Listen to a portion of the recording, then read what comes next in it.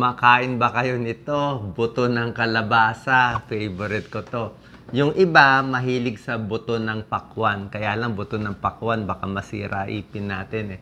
Buto ng kalabasa, isip natin walang benefits, di ba? Pero ang dami po niyang benefits. Mas marami pa kaysa sa mani. Mas siksik pa siya sa mineral and vitamina compared sa mani. Kita mo, sa mga lalaki, para makabuntis, sa puso, sa blood sugar, may benefits siyang buto ng kalabasa. Squash seeds. Sa Amerika, pumpkin seeds. Sa atin, squash seeds. Tingnan nyo ang dami ng nutrition niya. Okay? Konti lang naman kakainin nyo. Mga 1 ounce lang. So, 28 grams, 1 ounce, 160 calories. Oo, medyo marami. Pero, ang taas naman sa protina. Yan, no? 8.6 grams. Mataas din sa fiber. At nakakagulat, ang dami niyang minerals, Doc Lisa. Grabe. Tingnan mo yung magnesium niya, oh. 40% ng daily needs mo.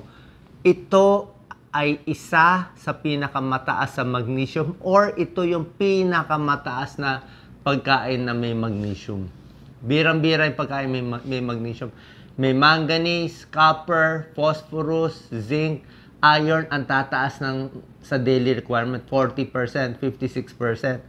So, punong-puno talaga siya ng minerals na kailangan ng katawan. Lahat to kailangan ng katawan natin. Para ka na uminom ng vitamins. Marami din siyang antioxidants, flavonoids, phenolic acid. Alam naman natin mga antioxidants. Maganda sa puso, maganda sa diabetes, iwas sa pagbabara ng ugat. Tsaka healthy siya, di ba? Wala naman siyang asin, wala naman siyang mantika. May konting pag-aaral, observational study pa naman. Hindi pa naman sure, kaya link na to sa pagbaba ng cancer. Lalo na sa breast cancer, meron pa sa prostate cancer, pero hindi pa tiyak. Number 4, ito maganda. Sa mga lalaki, pwede tayo kumain. Doc Lisa, bilhin mo pa ako ng maraming squash seeds. Itong squash seeds, nakakatulong sa mga lalaki na hirap umihi. Lumalaki ang prostate o benign prostatic hyperplasia. May konting pag-aaral. Malilit lang naman yung pag-aaral, pero may tulong sa BPH, lumalaking prostate, hirap umihi, overactive bladder, basta may problema sa pantog, baka makatulong siya. Super high siya sa magnesium. Yan ang sinasabi ko. Konti lang ang pagkain ng mataas sa magnesium. Sa Amerika nga, almost 50% sa kanila kulang sa magnesium. I'm sure tayo mababa din sa magnesium intake. Para sana magnesium, para sa blood pressure, para sa sakit sa puso, para sa maganda ang buto, malakas ang buto, and blood sugar makontrol. Ayan, no, pumpkin seeds or squash seeds. Mataas sa fiber, protein, and magnesium, and zinc. Napakaganda. Tingnan mo to, Doc Lisa. Oh. Focus natin, ang ganda. Oh. Ano yung pagkaing mataas sa magnesium? Kailangan to ng katawan natin. Ayan, oh. Highest, oh. Squash seeds or pumpkin seeds, oh, buto ng kalabasa. 152 per 1 ounce. Ayan, oh. Grabe. Compared sa iba, oh. Tinalo pa niya yung mga ibang seeds, oh. Tinalo pa niya yung rice, oatmeal, tinalo pa niya ang spinach, avocado, prunes, raisins, oh. Mabababa yung numero. Ito, pinakamataas, 152. Maganda rin siya sa puso, pampababa ng blood pressure at cholesterol. Ayan, meron mga pag-aaral. Pero syempre, hindi siya big study. Malilit na study, 35 people, 12 weeks nakita nila bumaba yung diastolic blood pressure 7%, tumaas yung good cholesterol na 16%. Ang hinihinala nila nagpapataas ng nitric oxide, kaya maganda sa mga ugat. Sa blood sugar, meron din pag-aaral siya. Okay?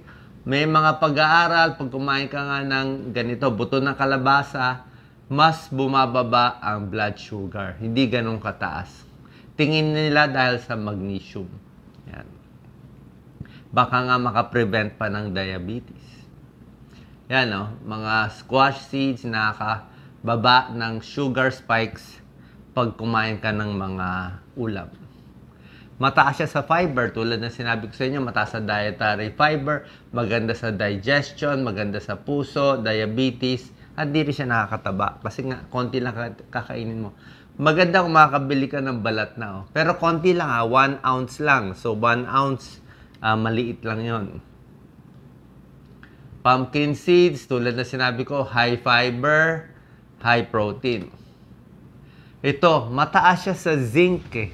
Kailangan ng semilya ng lalaki ang zinc. Okay? Keso may zinc konti, pero ito mataas sa zinc. Kaya kung mabagal ang semilya ng lalaki, hindi makabuntis, minsan kailangan nila multivitamins na may zinc, or ito, buto ng kalabasa may zinc. At hinihinala din na nakakataas din ng testosterone. Although, kailangan pa ng maraming pag-aaral to. Pwede makatulong, meron din siyang sa pagtulog, meron din siyang tryptophan. Okay, dahil din sa magnesium, pag kompleto magnesium mo, mas inaantok din, mas relax.